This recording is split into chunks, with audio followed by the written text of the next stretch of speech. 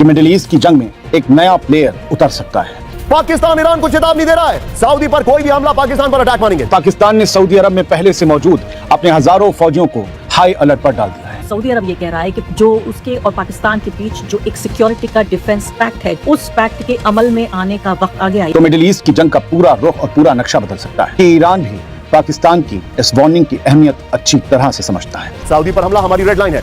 अब मैं देख रहा हूं कि पाकिस्तान की लैंग्वेज और टोन चेंज हो रही है। सऊदी अरब पर हमला होता है तो पाकिस्तान पर हमला माना जाएगा, और पाकिस्तान पर हमला होता है तो सऊदी अरब पर हमला माना जाएगा। ये बहुत ही एक मजबूत पैक्ट है। अगर सऊदी अरब पर हमला हुआ तो पाकिस्तान उसे अपने ऊपर हुआ हमला मानेगा। ये हमारी रेड लाइन है। और आपको एक और पेज इस मामले का ये भी समझाना चाहती हूँ कि आप देखिए कि चीन से बेहतरीन रिश्ते हैं पाकिस्तान के, और चीन एक बड़ी ताकत के तौर पर पाकिस्तान के साथ लगातार कई साल से खड़ा हुआ है। और अब ये जंग रीजनल वॉर से आगे जाती दिखाई दे रही है। पाकिस्तान को एक भाई का दर्जा दिया गया और बड़ी अपनायत के साथ वाला एक कुरान का हिस्सा पढ़ा गया। इससे पता चलता है कि पाकिस्तान के लिए कितना अहम है ईरान। ऐसा नहीं है कि ये डिफेंस एग्रीमेंट तो अभी हुआ है, लेकिन कई दशकों से सऊदी अरब से बेहतरीन रिश्ते हैं पाकिस्तान के।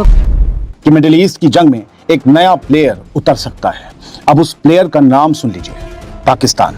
और पाकिस्तान ने सऊदी अरब में पहले से मौजूद अपने हजारों फौजियों को हाई अलर्ट पर डाल दिया है। ये ईरान वॉर में एक टर्निंग पॉइंट हो सकता है, लेकिन ईरान के हिमायती ग्रुप के खिलाफ।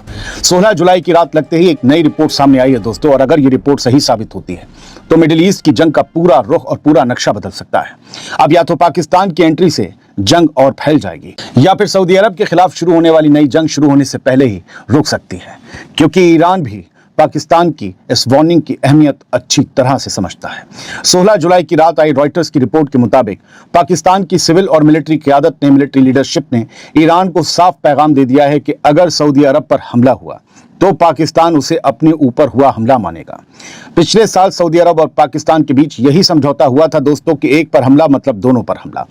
ताज़ा रिपोर्ट के मुताबिक पाकिस्तान ने ईरान से कहा, ये हमारी रेड लाइन है। इसी के साथ एक और बड़ी रिपोर्ट सामने आई है। बताया जा रहा है कि पाकिस्तान ने सऊदी अरब में तैनात अपने करीब 8000 फौजियों और वहां मौजूद अपने फाइटर जेट्स को हाई अलर्ट पर डाल दिया है। रिपोर्ट के मुताबिक पाकिस्तान अब सऊदी अरब और यमन की सरहद पर किसी भी इमरजेंसी के लिए कंटीजेंसी प्लान तैयार कर रहा है। याद रहे, पाकिस्तान ने पिछले साल सऊदी अरब के साथ म्यूचुअल डिफेंस एग्रीमेंट किया था। इसी समझौते के तहत हजारों पाकिस्तानी फौजी पहले से सऊदी अरब में मौजूद हैं। रिपोर्ट कहती है कि अब तक पाकिस्तान अपनी फौज को यमन के अंदर किसी ऑफेंसिव ऑपरेशन में शामिल करने से बचता रहा है, लेकिन अब हालात बदल रहे हैं, क्योंकि हुथीस की तरफ से सऊदी अरब पर फिर से बैलिस्टिक मिसाइलें दागे जाने के बाद पाकिस्तान ने अपनी तैयारी बढ़ा दी है। पाकिस्तान से पूछा जा रहा था, तुम्हारे उस पैक्ट का क्या हुआ कि सऊदी पर हमला हुआ तो हम हमला करेंगे। रॉयटर्स के मुताबिक पाकिस्तान को सबसे ज्यादा फिक्र इस बात की है कि अगर हुथीस और सऊदी अरब के बीच जंग फिर से शुरू हुई तो पाकिस्तान भी उसमें खिंच सकता है। रॉयटर्स की हेडलाइन यही कह रही है।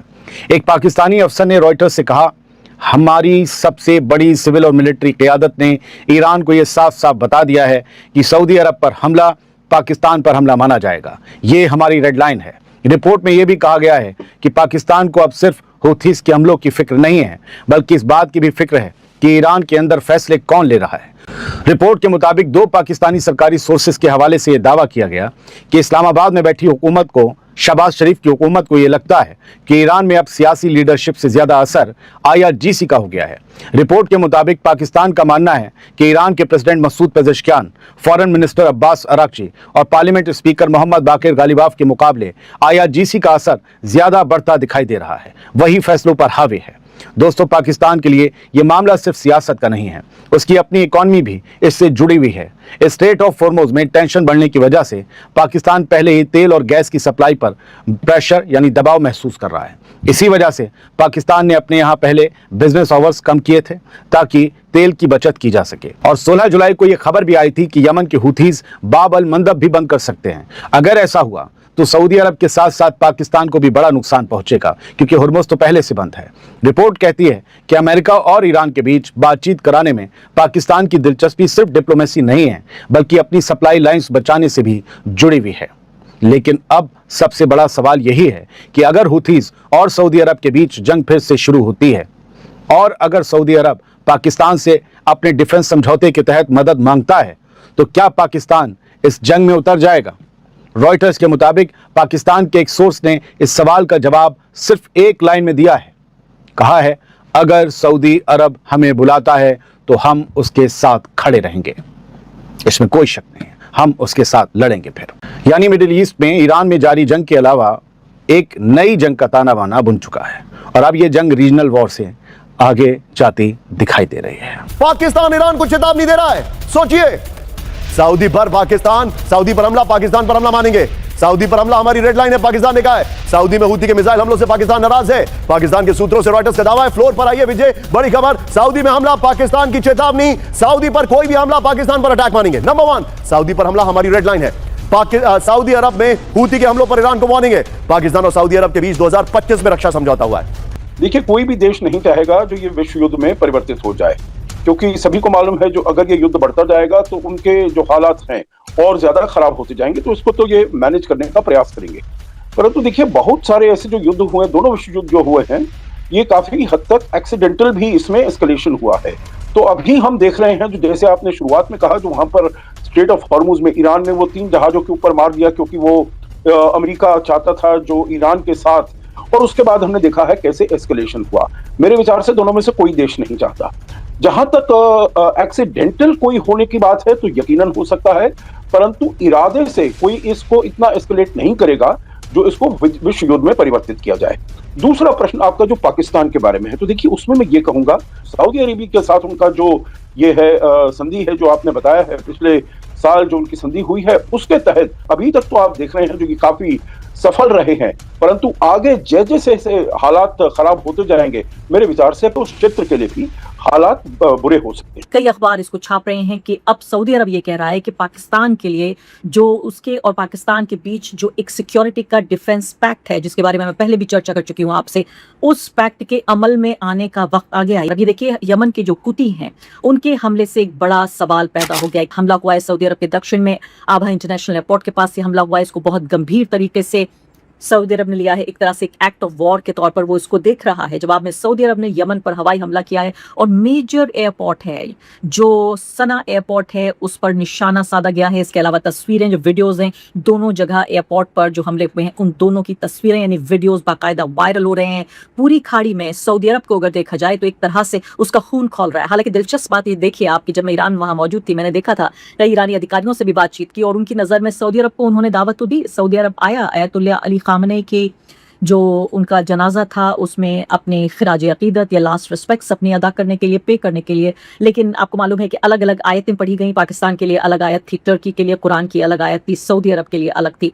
पाकिस्तान को एक भाई का दर्जा दिया गया और बड़ी अपनाइयत के साथ वाला एक कुरान का हिस्सा पढ़ा गया जब जो पाकिस्तान के प्रधानमंत्री और साथ ही उनकी जो आर्मी के चीफ हैं वो दोनों पहुंचे हुए थे। यानी सबसे बड़ा हाई पावर डेलीगेशन, सबसे बड़े नेता जो हैं पाकिस्तान के, वो पहुंचे थे। इससे पता चलता है कि पाकिस्तान के लिए कितना अहम है ईरान और कितना अहम है ईरान से संबंध। और दूसरी तरफ हमने देखा कि सऊदी अरब के लिए एक तरह से चूटी काटते हुए यानी इस तरह की आयतों का इस्तेमाल किया गया जिसमें उनको सबक दिया गया, जिनको उनको दर्स दिया गया, एक तरह के मोरालिटी का पाठ पढ़ाने की कोशिश की गई। टर्की के लिए भी कहा गया कि सिर्फ जबान से नहीं, अमल से भी काम लेना चाहिए। तो ये भी एक तरह की अजीब डिप्लोमेसी थी। पूरी दुनिया ने इस पर रिपोर्टिंग भी की कि आखिर क्या कहना चाहता है ईरान इस जनाजे के जरिए। तो आप ये देखिए, हूती जो हैं, मैंने आपको बताया कि ईरान के बहुत करीबी माने जाते हैं। तो अगर सऊदी अरब की बात मानते हुए पाकिस्तान अगर ये करता है और वाकई एक सक्रिय कदम उठाता है और हूतियों पर हमला करता है, तो सीधे तौर पर यह हमला ईरान के ऊपर माना जाएगा।